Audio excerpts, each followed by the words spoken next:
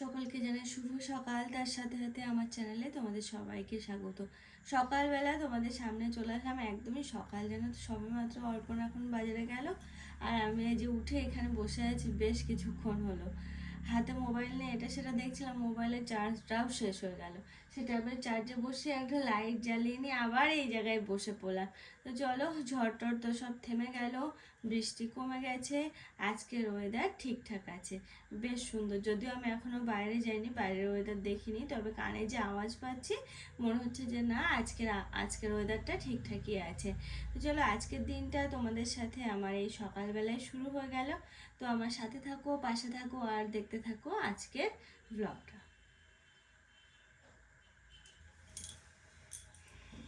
একটু উঠতে ইচ্ছা করছে না, মনে হচ্ছে এইভাবে বসে থাকি, এই সমস্ত কিছু আগে গুছিয়ে নিই, বসে বসে গোছাবো, ভালো লাগছে না। মনে হচ্ছে যেন আবার একটু ঘুমিয়ে নিই, আবার একটু ঘুমিয়ে নিই। অনেকটা সকাল, এখন সকাল 5টা বাজে।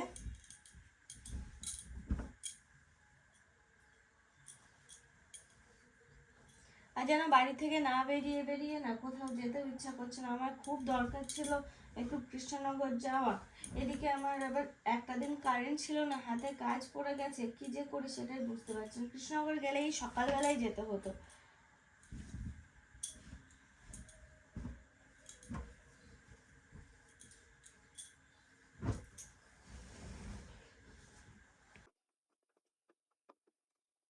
চুলে তেল দিয়েছি এমন, মানে কালকে তো তেল দিয়ে স্নান করেছিলাম দেখলে, তো সেই তেল দেওয়ার কারণে এই যে বালিশের উপর একটা টাওয়াল দিয়ে নিয়ে তারপরে ঘুমাতে হয়েছে।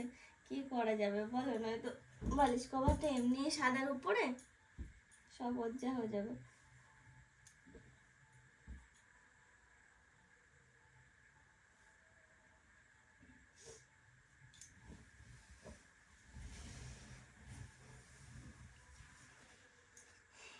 তো চলো, আর কি বলবো, গোছানো হয়ে গেল বিছানা, উঠে বিছানাটা ঝেড়ে ঘরটার মুছে তারপরে বাইরে বেরোনো, মানে একেবারে বাইরে বেরোনো সারাদিনের মতো।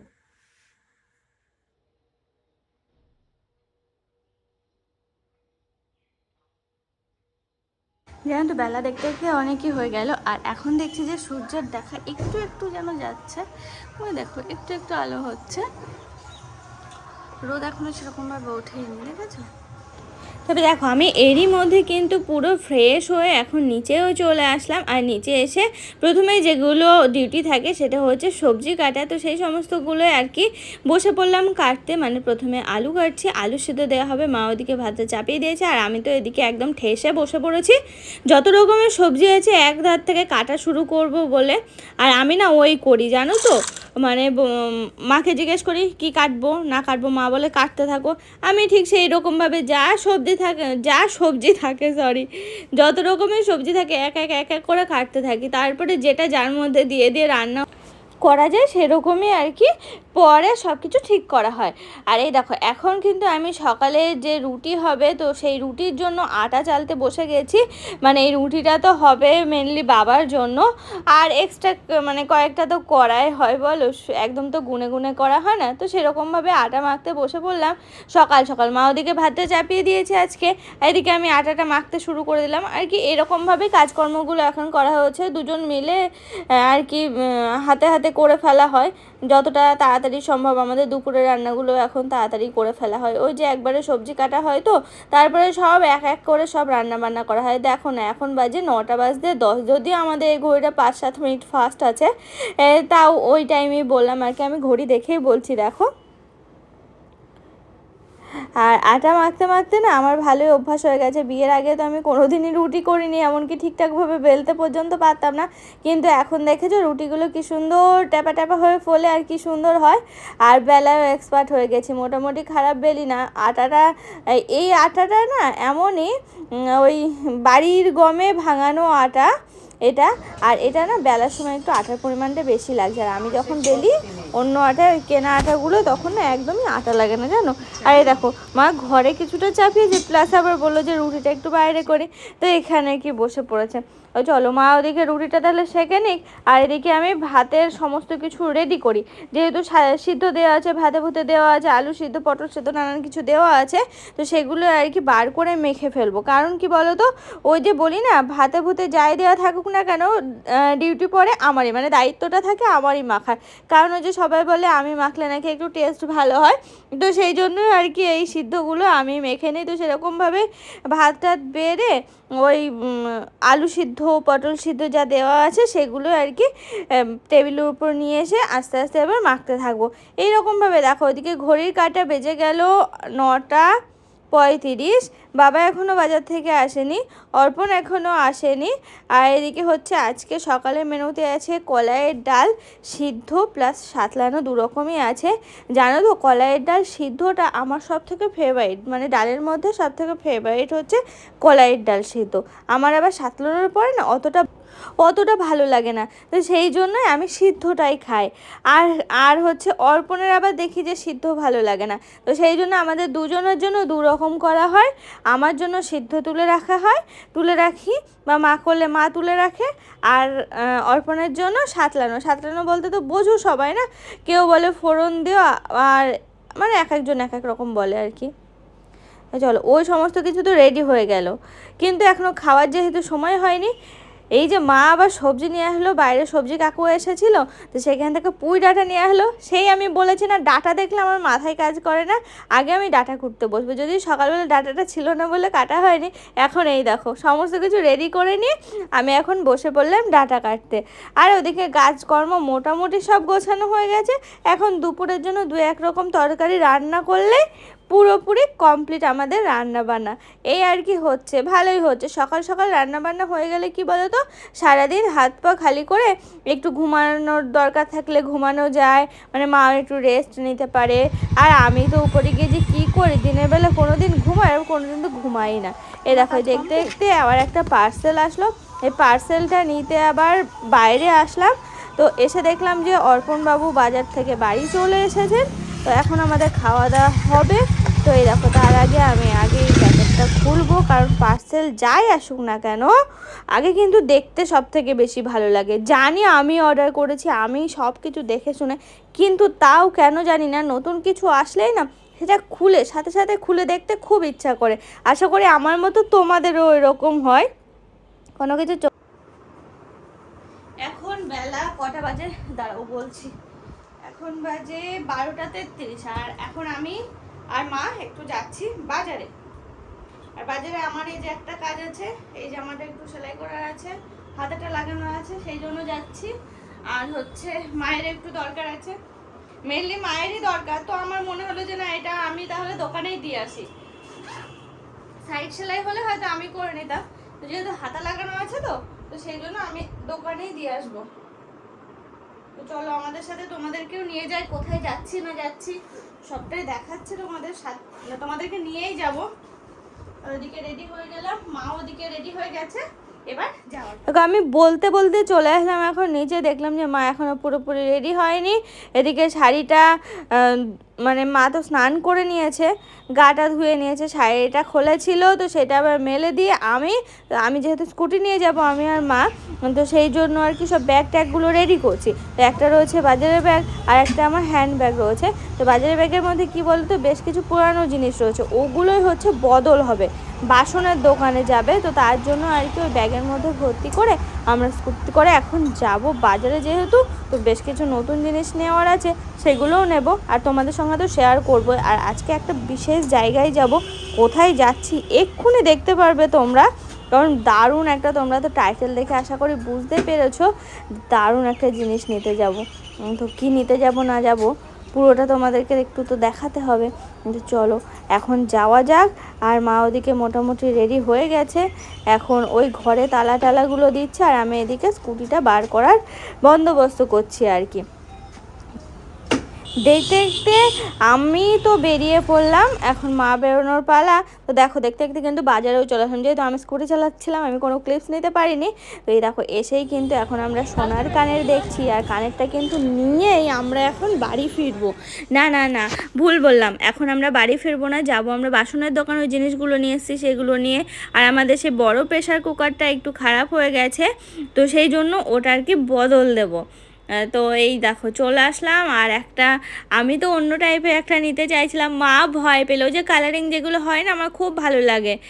তো মা তো বিশাল ভয় পেলো, না কালার উঠে যাবে, কালার উঠবে, তরকারির সাথে উঠবে, এ হবে ও হবে করে কিছুতেই নিল না। তারপরে এই যে এই গোলটাতে রাজি করাতে পারলাম, তাও উপরে ঢাকনাওয়ালার আমার খুব ইচ্ছা ছিল, সেটা আর হলো না। তারপরে এই দেখো মাকে এখন ছাড়তে আসলাম আমি বাড়িতে, এখন ছেড়ে টেড়ে চলে এসছে অনেকটা দূরে বাড়ি থেকে, যেহেতু আমি স্কুটি চালাচ্ছি, আবার বলছি কোনো ক্লিপস নিতে পারিনি আমি। তো এই দেখো চলে আসলাম তালশ্বাস নিতে, অনেকটাই দূর বাড়ির থেকে। তালশ্বাসটা নরম আছে কিনা সেটাই দেখার জন্য আমি আবার দাদাকে বললাম নরম আছে তো নিচ্ছি, তো অনেকগুলো বাড়ি গিয়ে হয়তো খেতেই পারলাম না, তো বললো না একটা দেখে না। তো এই দেখো দেখে নিলাম, বেশ সুন্দর আছে। তো এই দেখো তালশ্বাস নেবো, আরও বেশ কয়েকটা কাজ আছে, সেটা এই যে দেখো এই কোল্ড ড্রিঙ্কসটা নিলাম। এখন এই প্রেশার কুকারটা দোকানে রেখে এসেছিলাম, সেটাই আবার নিয়ে আসতে গেছিলাম আমি, প্লাস আরও যে সমস্ত কাজগুলো সেগুলো সেরে এই যে বাড়িতে এসে এখন প্রেশার কুকারটা কোথায় রাখা হবে সেটাই দেখা হচ্ছিলো। তাহলে তো শেষ পর্যন্ত ঠিক হলো ওই উপরটাতেই রাখবো, যে কদিন না ব্যবহার হচ্ছে, নতুন জিনিস তো ভাঙতে একটু কেমন লাগে, বাসন কুসন দেখবে ওরকম হয়। আর জামা কাপড় নতুন আসার সাথে সাথে যেন মনে হয় পরে নি, আর বাসন কোসন মনে হয় না তোলা থাক না তোলা থাক না তোলা থাকে। এই দেখো রেখে তো দিচ্ছি, জানি না কদিনের জন্য রাখছি, কয়েকদিন পরেই নামাতে হবে, কারণ আমাদের বড় প্রেশার কুকার বাইরে নেই। আর একটা আছে ইলেকট্রিক প্রেশার কুকার, সেটা আর বার করা হয়নি। অনেক আছে, আমি নিয়ে নেবো ঠিক। এই দেখো বাজারে অনেক ঘুরে ফিরে তারপরে আসলাম, মাকে আগে একবার নামিয়ে দিয়ে গেছিলাম, তারপরে আবার আমি গেলাম, গিয়ে আবার সেই তালশ্বাস নিয়ে আসতে গেছিলাম। আমার তালশ্বাস খুব ভালো লাগে, আমার আর মায়েরই যাওয়ার কথা ছিল তালশ্বাসের ওখানে, কিন্তু বাড়ি আসতে হচ্ছে মাকে, তার কারণ চাবি নিয়ে চলে গেছিলাম আমরা, বাবা বাজার থেকে চলে আসছে, ঘরে ঢুকতে পারছিল না, তো সেই জন্য। চলো এই যে আসলাম, এখন একটু ফ্রেশ হবো, কারণ রাস্তায় ধুলো, তারপরে তালশ্বাস খাবো। অর্পণ খাওয়া শুরু করে দিয়েছে, ওই জন্য দেরি না করে আমি তাড়াতাড়ি হাত টাতগুলো ধুয়ে আসি, হাত মুখ ধুয়ে আসি, তারপরে তালশ্বাসটা খাই। দেখো তোমাদের সামনে চলে আসলাম আবারও সেই রাতের পর্বে, আর রাতের পর্বে এসে দেখেছে দুই বোনে কি হারে খেলা করছে, আর কি বলবো এরা যে কি করে না।